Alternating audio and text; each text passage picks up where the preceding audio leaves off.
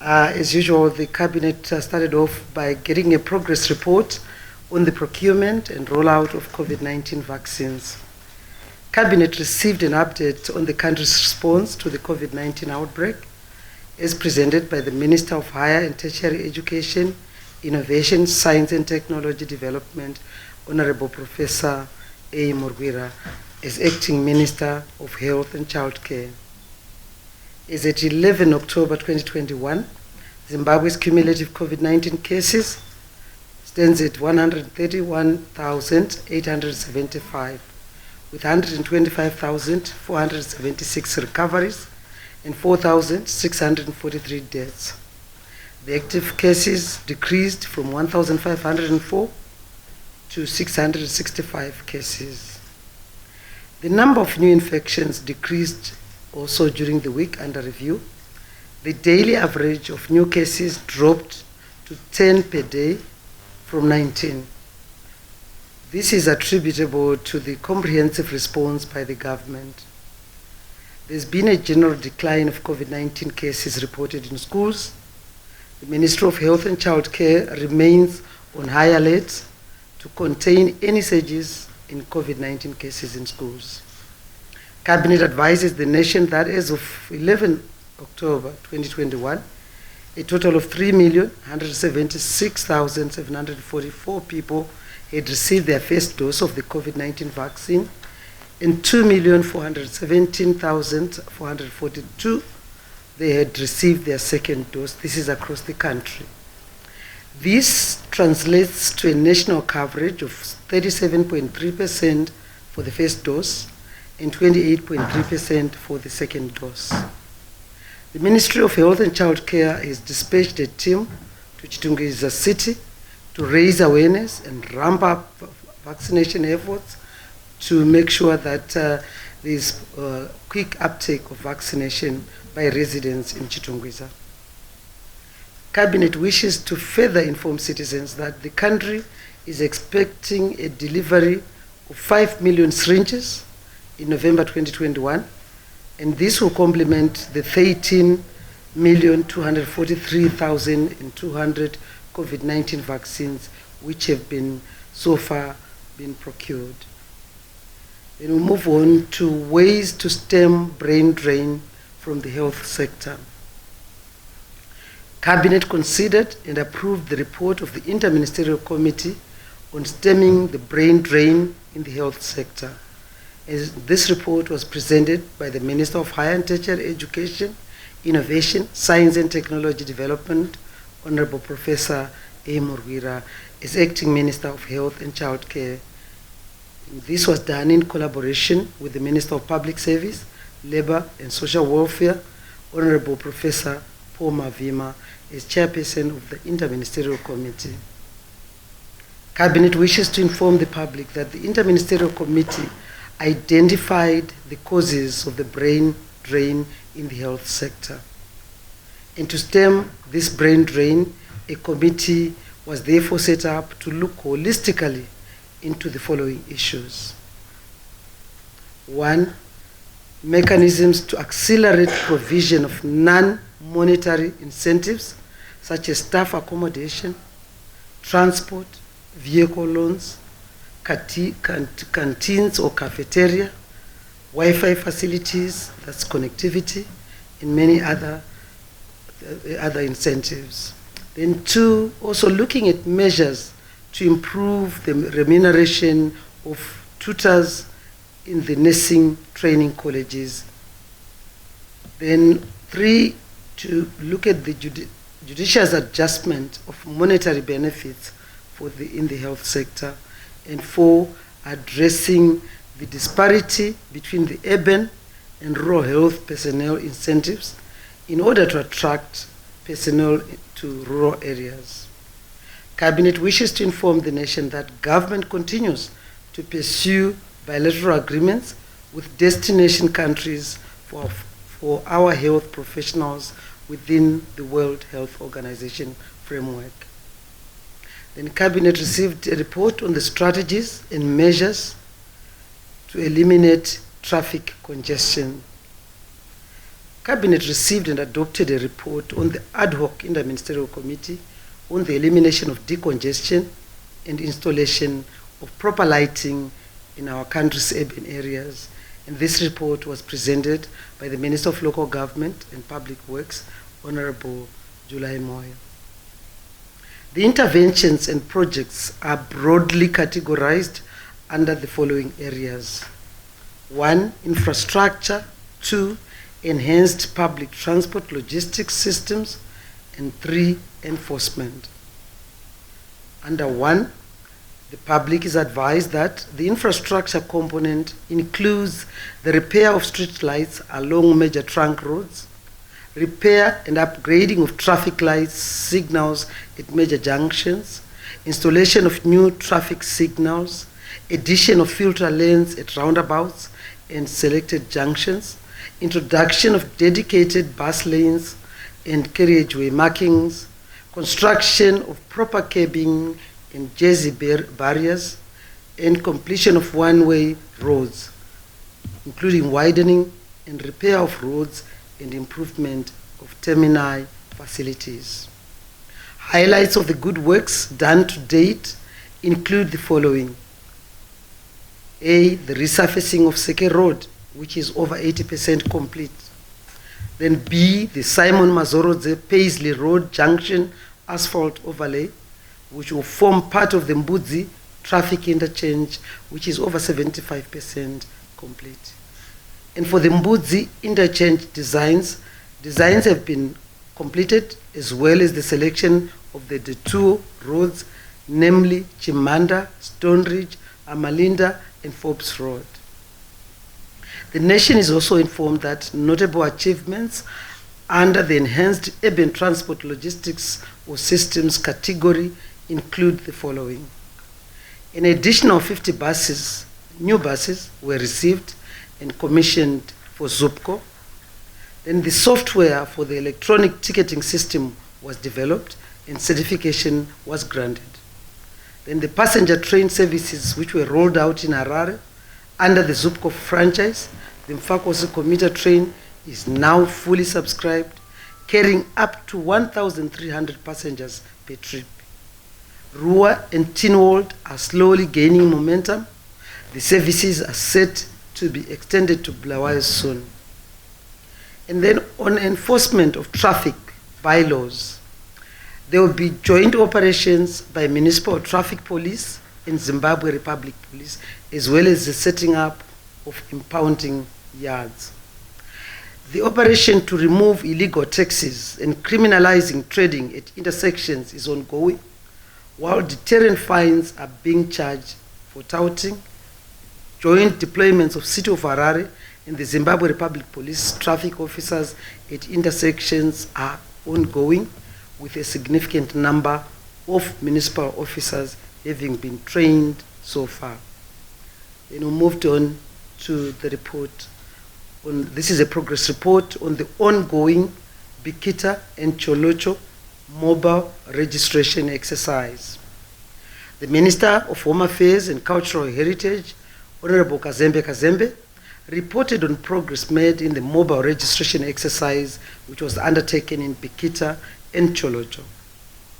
The exercise sought to document citizens in Bikita district who were affected by Cyclone Idai in 2019, and also those affected by the 2017 floods in Cholocho, including the Chao, that's the San community in that district.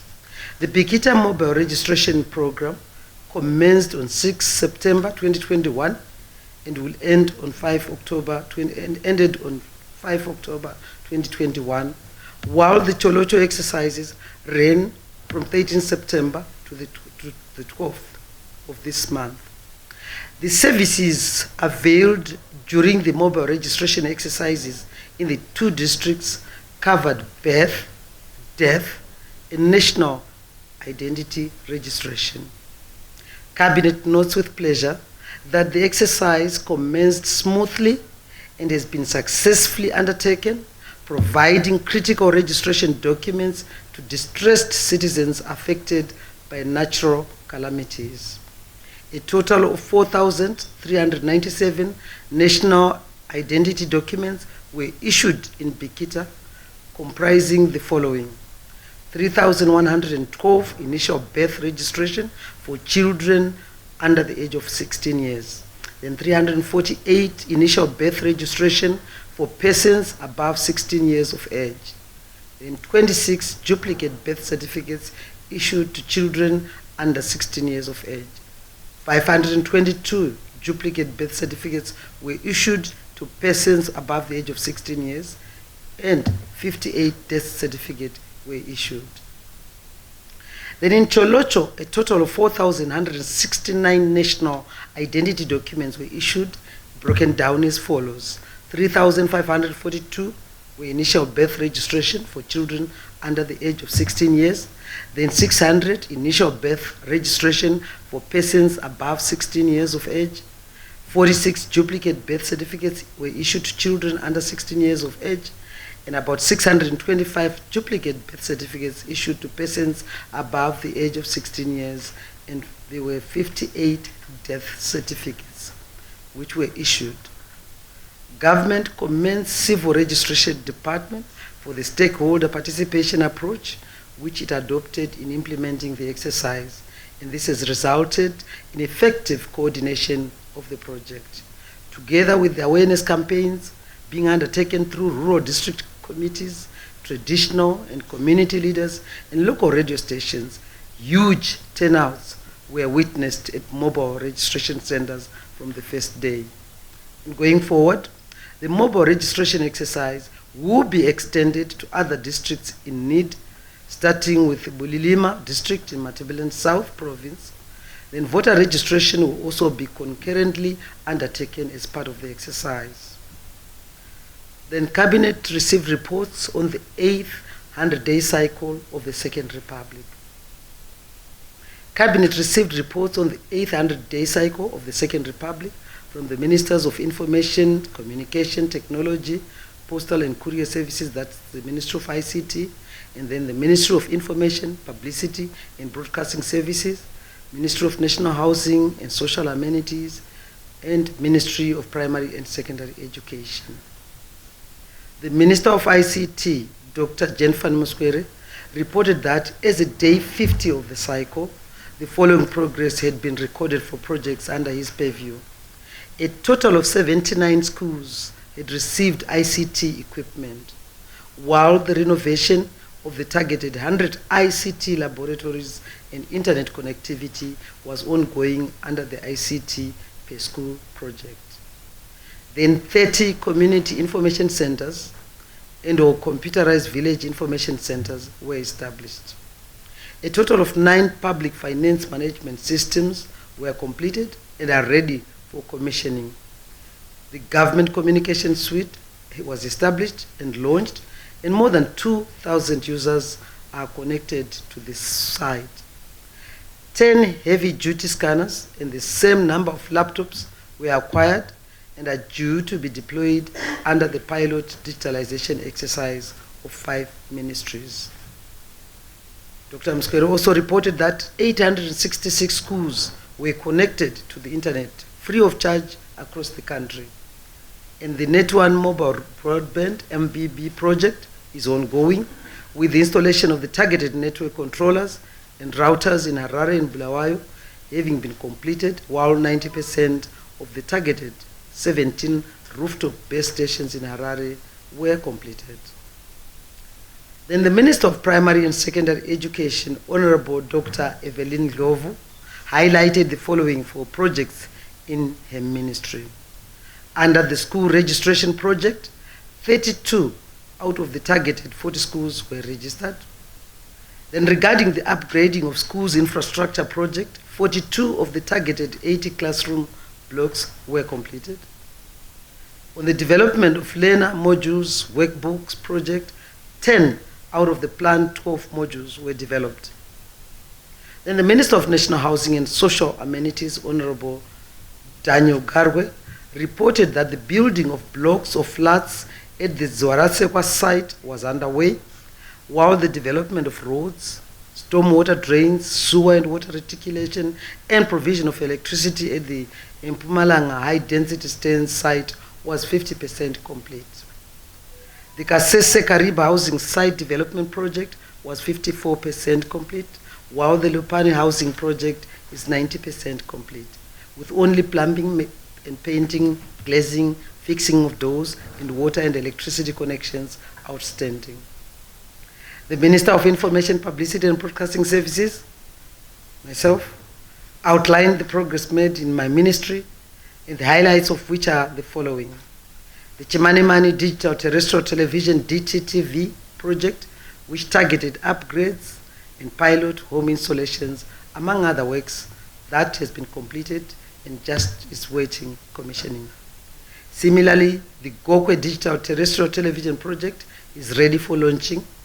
Meanwhile, under the Nyangani Community Radio Station Installation Project, the relevant works are at an advanced stage of completion, and the station is expected to go on air before the end of this 8th 100-day cycle.